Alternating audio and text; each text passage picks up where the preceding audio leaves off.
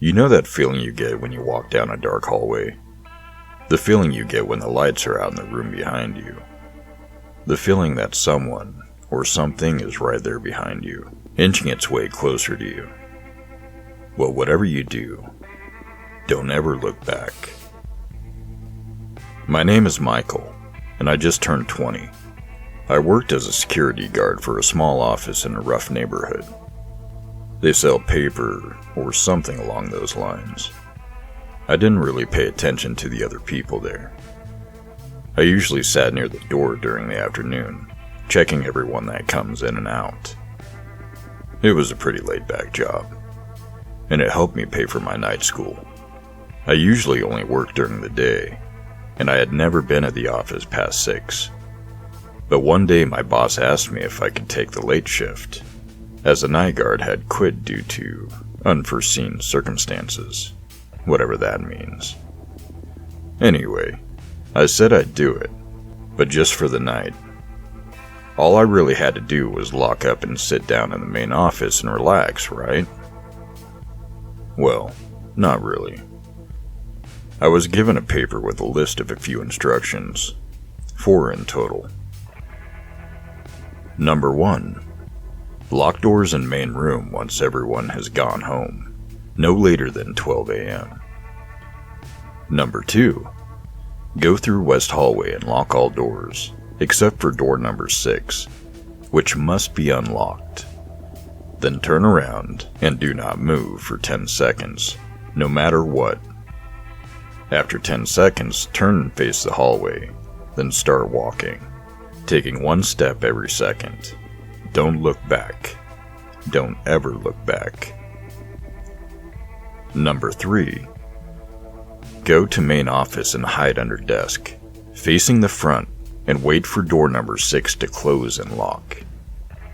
Number 4. Leave at 6:30 a.m. Do not lock the front door, but lock the gate.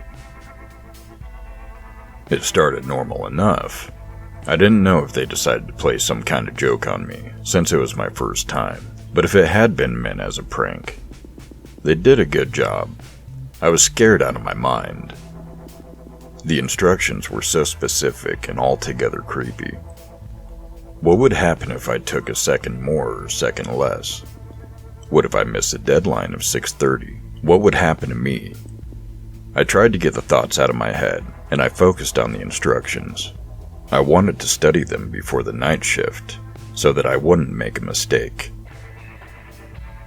Before I knew it, it was 11 p.m. and most people started to leave. Janitors and workers that stayed late all started to file out, each wishing me luck. I waited a while, until every single person was gone. Why would they wish me luck? I had to focus. It was only for a night. It was probably nothing, but I just wanted to make sure. At 1:45, I decided to lock up the main room and head through the hallway. Lock all the doors, unlock door 6. Got it. Turn around and wait 10 seconds. Okay. I started counting in my head. 1, 2. Then I felt the temperature change. 3, 4. It got a little colder, and that's when I heard the door. 5. It started to open. 6. Then I felt it, like someone breathing down my neck. 7. 8. I was about to run, but then I remembered the instructions. I have to stay still. 9. 10. I turned and started down the hallway. Take a step every second. My heart was beating out of my chest.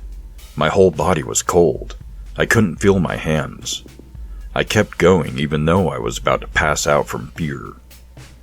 I navigated through the seemingly endless hallway, leaving behind whatever the thing behind me was, but I felt it watch me as I walked. There was nothing between me and it. If it wanted to, it could have killed me right then and there. I was sure of it.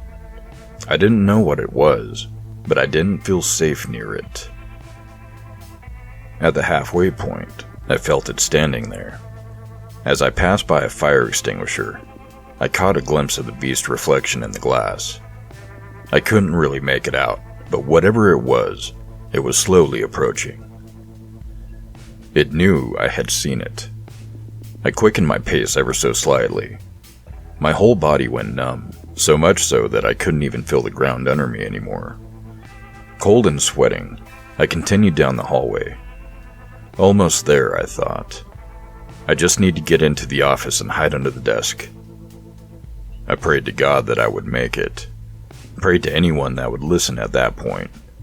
By that time, I wasn't scared anymore. It was much more than that. I moved robotically, just trying to make it to the end of the nightmare. I finally got to the door and realized it was right behind me. I turned the corner and opened the door, closed it behind me, and hid under the desk as instructed. I faced the wall and waited. I remained there for a while, and during that time nothing happened. Still, I knew it was there. I was petrified, horrified, so scared that I felt like my very soul might just give up and leave. A few more seconds passed, and all of a sudden the door to the office opened. Is it coming in? I didn't read about this in the instructions, so what do? The instructions. That's when I realized I didn't have them anymore. Where had they gone? Had I dropped them? What now? It came in then, the room's temperature dropping as it made its presence known. What is this thing? A demon? A monster? Whatever it was not following the rules. It was looking for me. At that point, I was in tears. I tried to hold it in at first, but my fear took over and I didn't have to anymore. I couldn't move. My eyes blurred, and I felt myself beginning to black out. That's when I heard it leave and close the door.